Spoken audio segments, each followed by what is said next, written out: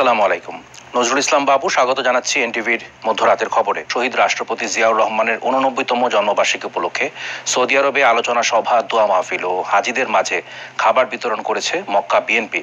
Saudi আরব থেকে NTV Mecca প্রতিনিধি কামাল পারভেজ ওভি জানান, মক্কার মিসফালায় সংগঠনের সভাপতি আবুল কালাম আজাদের সভাপতিত্বে ও সাংগঠনিক সম্পাদক আব্দুল কাদেরের উপস্থাপনায় মাহফিলে প্রধান অতিথি ছিলেন গাইবান্ধা বিএনপির সিনিয়র সহসভাপতি নাহিদুজ্জামান নিশাদ। বক্তব্য রাখেন প্রধান উপদেষ্টা নাসের খান চৌধুরী, সাধারণ সম্পাদক ইঞ্জিনিয়ার তাজুল ইসলাম, শ্রমিক দলের সভাপতি মোবারক হোসেন, স্বেচ্ছাসেবক দলের সভাপতি একরামুল হক, চট্টগ্রাম জাতীয়তাবাদী ফোরামের সভাপতি রাশেদুল আমিন চৌধুরী, মিসফালা কমিটির সাধারণ সম্পাদক জাহাঙ্গীর আলম, যুব দলের সিনিয়র যুগ্ম সাধারণ সম্পাদক আসলাম খান ও সাংগঠনিক সম্পাদক শাহাদাত হাসান। উপস্থিত ছিলেন মোহাম্মদ শফি, হান্নান, কামাল উদ্দিন সুমন ও জনি মিয়া সহ বিএনপি ও সহযোগী সংগঠনের নেতৃবৃন্দ।